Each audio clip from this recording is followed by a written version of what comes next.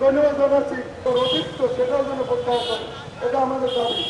আমরা জনগণ অতিরিক্ত আরো 10% ভ্যাট সংযোজন ওখানে হয়েছে।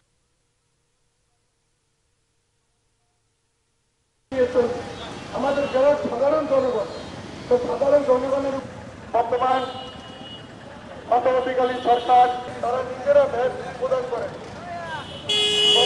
বর্তমান ব্যবসা বাণিজ্য অনেক বন্ধ যাচ্ছে, কষ্ট করে সেটাকে যেন উন্নত করা হয়।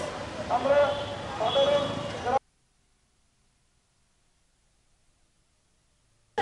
এটা প্রত্যাহার করে নেওয়া হোক এবং আমাদের আমরা যদি কাস্টমারের কাছে ভ্যাট নেই তাহলে আমাদের দোকান ধ্বংস হয়ে যাবে, কাস্টমার আসবে না।